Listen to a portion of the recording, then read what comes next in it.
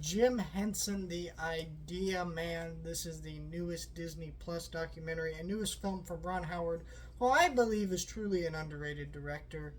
And he's been doing a lot of these documentaries in his late career, as of late. And I'm not complaining. These are interesting films. Some I've enjoyed more than others, and this is one of the better ones. I think that Jim Henson has such an interesting life, filmography, and just story, and a lot of it hasn't been told. If you want to see another great documentary about Jim Henson and all that kind of stuff, you definitely should check out Defunct documentary on this. But, however, this is also a really good film. It's a quite beefy documentary. You know, most Disney Plus documentaries are about an hour and a half, maybe less.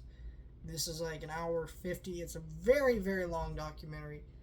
And I think maybe it definitely should have been trimmed down a little bit because this film does feel its length at certain points.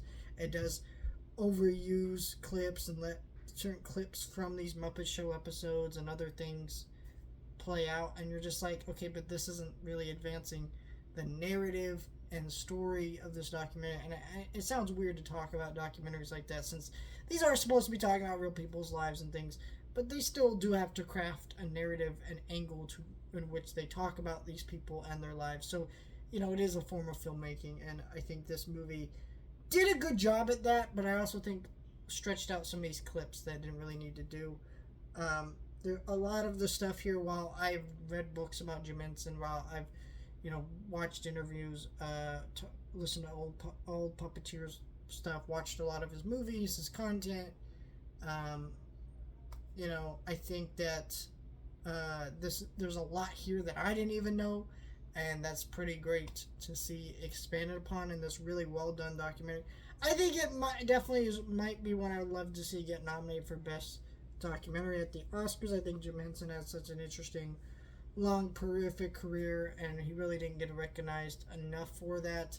I think in recent years he's obviously been able to get some of that recognition, but people don't really understand how much of a guy this was. A genius. I mean, you hear crazy stories about him on the Muppet movie, you know, puppeteering Kermit from underwater, snorkeling, just so he could play the banjo on a log in the first scene of that movie. You know, this guy was a genius. He was a weird guy.